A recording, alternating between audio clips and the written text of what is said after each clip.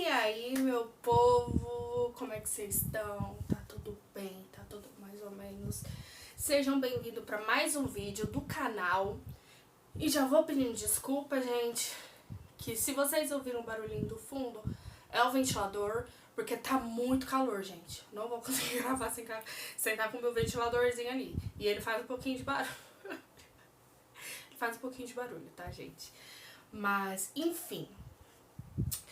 O vídeo de hoje é um caso sobre uma garotinha de 7 anos chamada Joan Angela D'Alessandro. Eu tirei esse caso desse livro aqui, gente. Esse livro, ele é muito legal. Ele é bem legal, sim.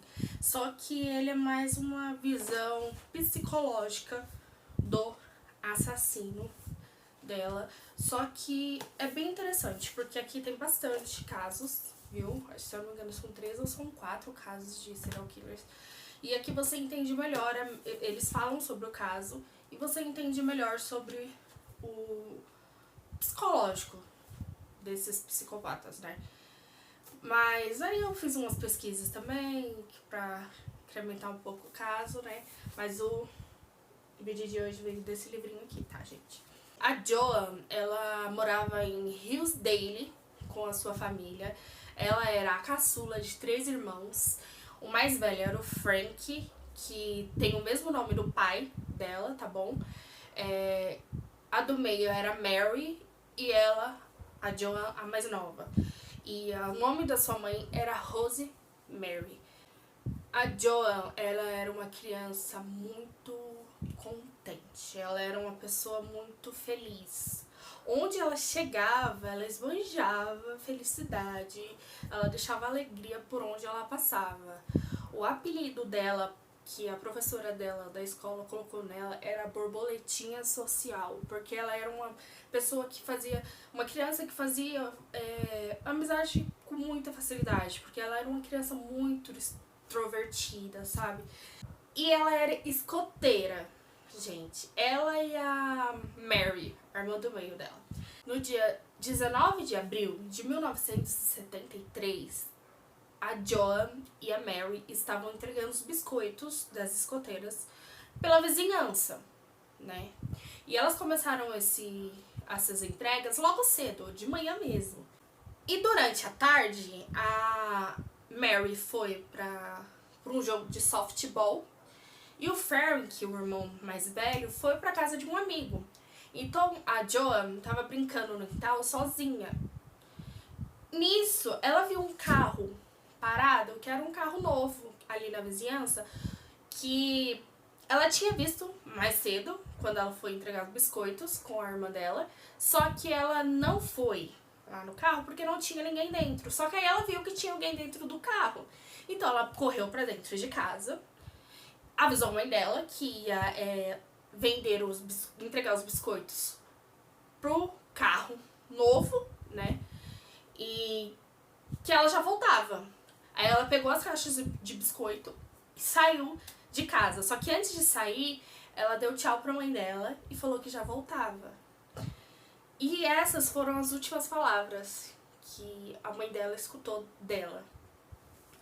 Porque a Rose Mary, ela não estranhou a demora. Porque como eu já falei pra vocês, a Joan, ela era uma criança muito extrovertida. Onde ela passava, ela tinha amiguinhos, ela tinha coleguinhas. Então, era normal ela sair pra fazer as entregas dos biscoitos ou fazer alguma coisa e encontrar coleguinhas pela redondeza e ficar conversando, brincando. Então, ela não estranhou a demora, porque já era normal. Só que, por volta das 4h45 da tarde, a professora de piano da Mary chegou para dar aula. E nisso, a Rosemary começou a estranhar, porque fazia muito tempo que ela tinha saído. Só que ela não queria transmitir essa agonia que ela tava, essa preocupação que ela tava pros outros filhos. Então ela manteve a calma e começou a ligar a vizinhança onde a Joan costumava frequentar. Porque onde eles moravam ali em Hillsdale era normal. As pessoas que se conheciam iam uma na casa da outra, passavam horas conversando. Então aquilo já tinha meio que acontecido, só que não o tempo que ela ficou fora, entendeu? Então ela começou, a Rosemary começou a fazer as ligações procurando pela Joan. E ela ligou pra casa de uma das melhores amigas da Joan, a Tamara, não estava lá. E começou a ligar para as outras casas que tinham os amiguinhos dela. E a Joan não estava em lugar nenhum. Aquilo só deixou ela mais preocupada, né? E por volta das 5h50 da tarde, o Frank, o pai da Joan, chegou. E a Rosemary foi falar pra ele que a Joan não tinha voltado pra casa. E os dois entraram em consenso, né, conversando ali, e vamos ligar pra polícia. Ligaram pra polícia. Depois que eles ligaram pra polícia, o Frank, o pai, pegou os outros 2 filhos dele, colocou no carro e começou a dar voltas pela vizinhança pra ver se achava a Joan. Só que eles não encontraram nada. Aí eles voltaram pra casa e a Rosemary lembrou que ela tinha dito que ia vender uma caixa de biscoitos pro cara do carro novo. E esse homem era o Joseph McGowan. Ele era um vizinho ali deles, que morava um pouco à frente ali da casa da Joan. Quando ela lembrou, ela ficou meio receosa de ir sozinha até lá. Então ela pegou o filho mais velho dela, o Frank, e foi até lá. Chegando lá, gente, entrando assim pro hall, e pra entrar pro hall da casa do Joseph, ela já começou a ter uma sensação estranha. Ela falou que ela sentiu uma sensação muito estranha. E quando ela tocou a campainha e o Joseph atendeu, ele aparentemente tinha acabado de sair do banho. Então ela perguntou se ele tinha visto a Joan, a filha dela, e ele falou que não tinha visto ela. Aí ela explicou que ela estava desaparecida, e enquanto isso estava acontecendo, ela falou que ela sentiu dentro dela que ele tinha alguma coisa a ver com o desaparecimento da filha dela. Só que enquanto ela estava ali conversando com o Joseph, chegou o carro de bombeiro e as viaturas da polícia. Ela falou que quando ela viu tudo aquilo, ela falou que ela sentiu que a vida dela nunca mais seria a mesma. Com, né, a chegada dos policiais e dos bombeiros, começaram as buscas. Foram centenas de pessoas ajudar a procurar Joan. Ali pela cidade, pelas cidades vizinhas, por toda a redondeza, sabe? E no meio dessas centenas de pessoas, o Joseph estava lá, ajudando a procurar. Teve bastante suspeitos que foram investigados pela polícia, mas a polícia focou, eles estavam focados no Joseph. Por quê? Porque ela saiu de casa falando que ia entregar os biscoitos pro Joseph, né? E a Rosemary falou, né, pra polícia que ela tinha ido entregar biscoitos pro Joseph e não tinha voltado. Isso foi numa quinta-feira, gente, o desaparecimento dela.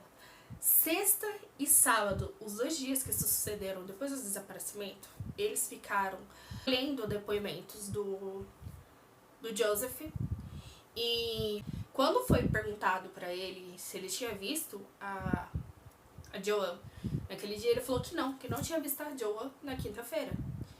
E perguntaram pra ele aonde ele estava no horário que a mãe da Joan falou que ela tinha saído de casa. E ele falou que ele estava no supermercado. Aí perguntaram, qual foi o caixa que você passou? Ele falou, não lembro. Você lembra o atendente que estava no caixa? Não lembro. E mais cedo, no sábado, tinham visto ele jogando o lixo fora. E o caminhão de lixo passou e levou. E foi perguntado pra ele, o que ele tinha jogado no lixo. Ele falou que tinha jogado as coisas normais do uso da casa. Que dia que passa os coletores de lixo, geralmente? Aí ele falou que não sabia também. Que ele não tinha certeza. Os depoimentos dele começou a ter muitas falhas, né? Muitos buracos, muitas contradições. E perguntaram pra ele se ele não se submetia ao teste do polígrafo. E ele falou que sim, que ele concordou em fazer. Só que, adivinha, ele não passou pelo teste do polígrafo. E quando ele foi confrontado, que foram perguntar pra ele por que ele tava mentindo, né? Ele falou que ele queria falar com um padre. Os policiais pegaram o padre da cidade e levou pra conversar com ele. O padre e o Joseph ficaram um tempo sozinhos, conversando, particular mesmo, ninguém ficou ouvindo a conversa deles. E depois que o padre saiu da sala, os policiais entraram e o Joseph confessou. Ele matou a Joan. Ele falou que tinha deixado o corpo da Joan a mais ou menos uns 32 quilômetros de distância dali, no Parque Estadual de Harriman. Acho que é assim que fala. E quando foram lá onde ele falou que estava o corpo, entre duas pedras, numa fenda, entre duas pedras, estava o corpo da Joan nu. Eu não preciso falar pra vocês o que aconteceu, né? Só pelo fato dela estar nua, a gente já sabe o que aconteceu. E depois ele agrediu ela até a morte. O nome ali do delegado que ficou de dar a notícia pra família era o Philip Varisco. Ele que foi até a Rosemary para dar notícia que haviam encontrado o corpo da Joan e que o culpado era o Joseph. Os advogados do Joseph e o Joseph, eles decidiram abdicar pelo julgamento público, porque afinal eles sabiam que ali ele teria uma grande chance de, né? E ele decidiu confessar ali o assassinato da Joan e foi acusado por homicídio doloso. Ele foi, no dia 4 de novembro, condenado à prisão perpétua com... Gente, eu acho isso um absurdo, mas tudo bem. Com a possibilidade de liberdade condicional após 14 anos de prisão. Obviamente, a Rosemary ela ficou muito decepcionada com essa possibilidade de liberdade condicional para o Joseph depois de 14 anos, né, do crime. Em 1987, houve o primeiro pedido de liberdade condicional do Joseph, que foi negado. E depois disso, poderia, depois de alguns anos, pedir novamente a liberdade condicional dele. Nisso, a Rosemary começou uma luta, ela começou uma batalha. Não só a Rosemary, como o Frank também, o pai da Joan, a família da Joan em si. Começaram uma luta constante, uma luta pra poder manter esse cara atrás das grades. Pra não correr o risco de acontecer novamente com outra pessoa, com outra criança, aquilo que tinha acontecido com a Joan. Durante essa luta, durante essa batalha da Rosemary, pra poder manter ele preso, ela foi descobrindo que o Joseph, antes dele ser preso, ele era um professor de química numa escola, tá? E muitas das alunas dele tinham medo dele, falava que ele olhava muito estranho pra elas, entendeu? Então, por ele ser um professor, ele tinha muito acesso a garotas. E de acordo com o que os psicólogos, os psiquiatras falavam dele na prisão, é que ele tinha atração por menores de idade, por crianças. Então ele tinha que continuar preso. Então a batalha da mãe da Joan foi muito grande. Em 1993, ele deu entrada novamente no pedido de liberdade condicional. Só que escutaram a mãe da Joa e decidiram negar novamente a liberdade dele. De acordo com os psiquiatras, eles da prisão, os psiquiatras que tinham conversado com o Joseph, ele não tinha a possibilidade de sair dali, porque ele iria fazer novamente aquilo que ele tinha feito. Porque o Joseph, ele, de acordo com o que falaram, foi tendo essa sede assim ele teve essa sede de matar a Joa porque ele tava num excesso de raiva dele, que tinha acontecido alguma coisa com ele e que ele queria descontar em alguma coisa, né?